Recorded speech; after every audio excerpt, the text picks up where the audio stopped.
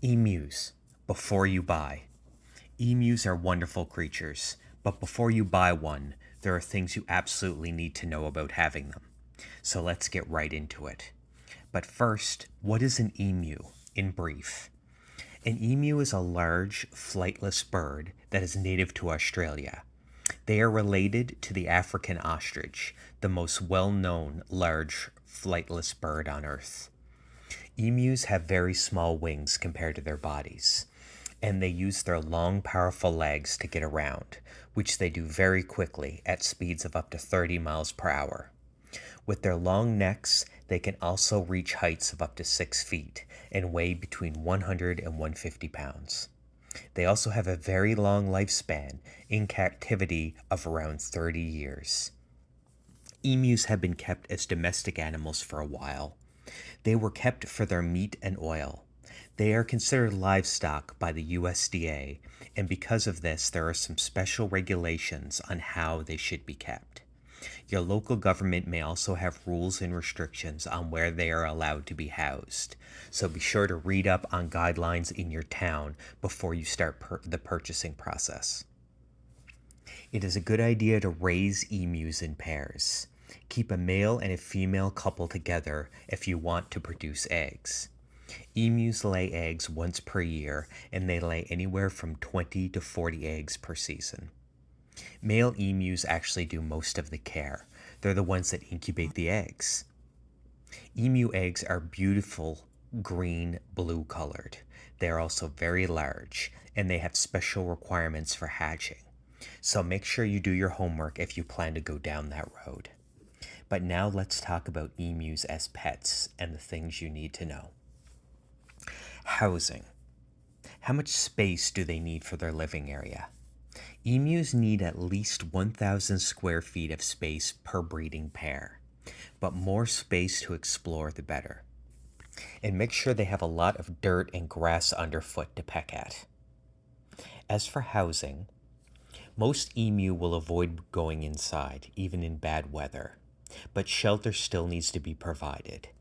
A 3-sided structure is typically enough, but if you are in a very cold climate, a full structure is recommended. Due to the height of the birds, it is recommended to have a door of about 6 feet to ensure comfortable entry. The most difficult part of their housing requirements is actually fencing. While emus can't fly, they are very large and can run and jump very high. A 6-foot high fence is the absolute minimum recommended. And because they can easily climb, a no-climb style fence is definitely required. The fence also needs to be sturdy, so it is not able to be knocked over on impact, as emus can be incredibly skittish. Climate-wise, there really isn't any type of temperature they can't handle. Being from Australia, it is actually surprising how cold tolerant they are, as long as they have a structure to enter if they so desire. Emus do have strict dietary requirements. Emus need a diet consisting of about 15 to 20% protein. There are dedicated emu foods you can get, and they are recommended as leg problems can arise with a bad diet. Leg problems with emus are a death sentence, so it's best to do everything you can to avoid it. Supplements can be added to the water to ensure they're getting everything they need, and this is also definitely recommended. Speaking of leg problems, emus are notorious for having leg issues early in life. Care must be taken that emus never step foot onto a slippery surface, or you may face splay leg, twisted leg, or hip problems as a result. If cut early enough, there are some stories of leg hobbles fixing emu legs, but success stories are few and far between. Proper diet is also of the utmost importance throughout their life, especially in the early years. Emu personality. What are they really like to live with? Emus bond really well if raised from an early age. Rehoming an emu later in life can often mean they are standoffish or suspicious of their new owners, whereas emus raised from a chick will often seek out their person. Emus are curious and fun to watch, but they are also large and potentially deadly with their large raptor-like claws, so proper care is required. Emus can also peck out of curiosity. They don't typically peck to hurt, but their large, powerful beaks still can hurt, especially if they think your eyelashes are food. That is something to consider. Emus can also kill other pasture mates without issue if they so choose. Though they are typically easygoing, the possibility is always there. Emus can also get temperamental during mating season, and an otherwise well-adjusted emu may start hissing or become territorial during this time. You can expect this behavior annually and forever, so it's something you need to be ready for. Emu males are much easier to keep than females. If you have the option and want the easier of the two, pick a male. So, do emus make good pets? Yes, they make great pets.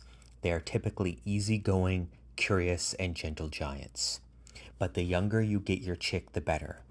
They will imprint on you if you hatch them yourself. And the older you get them, the less friendly they will typically be.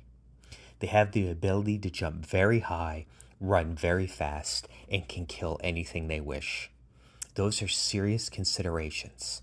And even though it rarely happens, if they attack something, that something will be in a lot of trouble. Young chicks are the best option, but they come with their own issues. Young chicks are vulnerable to predators, and you will need to protect them until adulthood.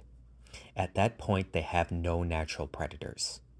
Young chicks also have leg issues, and you need to make sure they are on controlled, proper footing at all times, and also have a perfect diet. Nothing is sadder than splay leg or twisted leg in a baby emu.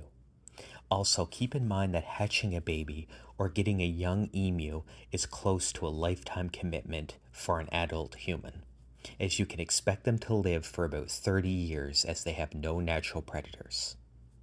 So make sure you plan for something that you can live with.